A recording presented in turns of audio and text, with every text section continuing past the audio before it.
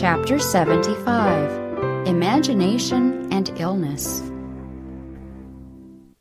Imagination leads to severe forms of disease. The mind needs to be controlled, for it has a most powerful influence upon the health. The imagination often misleads, and when indulged, brings severe forms of disease upon the afflicted. Many die of diseases which are mostly imaginary. I am acquainted with several who have brought upon themselves actual disease by the influence of the imagination. People dying who might get well. Thousands are sick and dying around us who might get well and live if they would, but their imagination holds them. They fear that they will be made worse if they labor or exercise, when this is just the change they need to make them well. Without this, they never can improve. They should exercise the power of the will, rise above their aches and debility, engage in useful employment, and forget that they have aching backs, sides, lungs, and heads. Neglecting to exercise the entire body, or a portion of it, will bring on morbid conditions. Inaction of any of the organs of the body will be followed by a decrease in size and strength of the muscles, and will cause the blood to flow sluggishly through the blood vessels.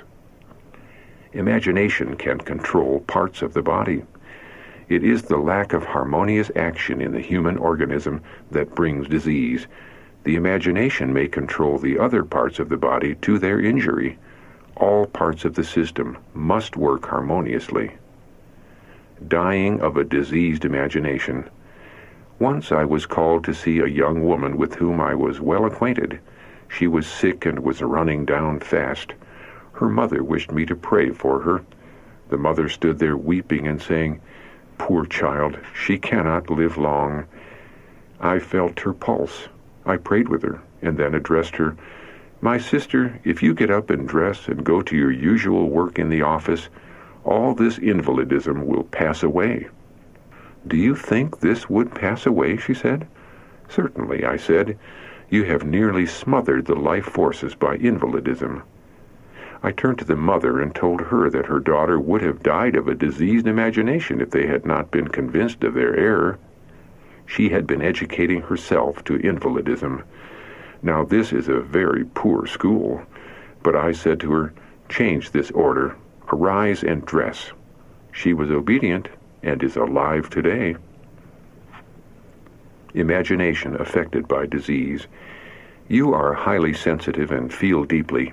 You are strictly conscientious, and your judgment must be convinced before you will yield to the opinions of others.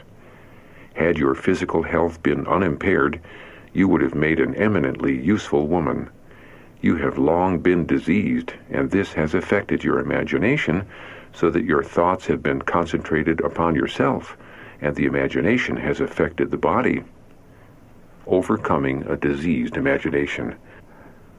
The light given me is that if the sister you mentioned would brace up and cultivate her taste for wholesome food, all these sinking spells would pass away.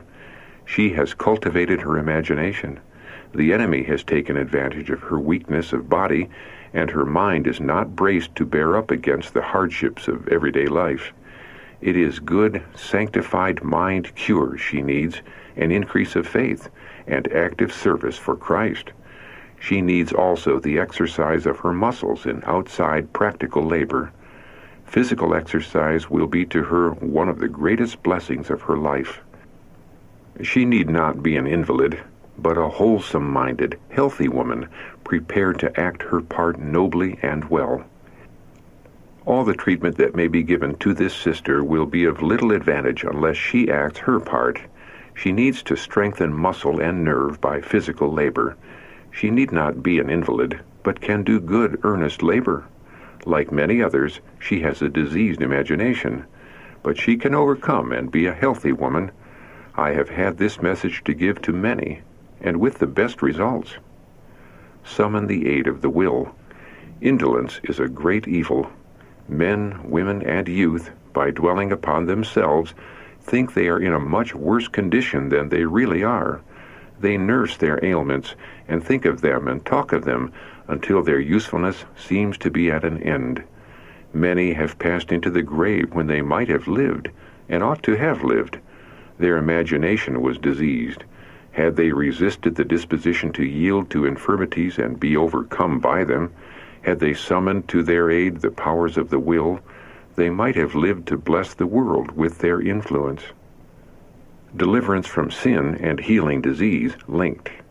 In the ministry of healing, the physician is to be a co-worker with Christ. The Savior ministered to both the soul and the body. The gospel which he taught was a message of spiritual life and of physical restoration. Deliverance from sin and the healing of disease were linked together.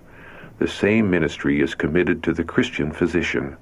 He is to unite with Christ in relieving both the physical and spiritual needs of his fellow men. He is to be to the sick a messenger of mercy, bringing to them a remedy for the diseased body and for the sin-sick soul.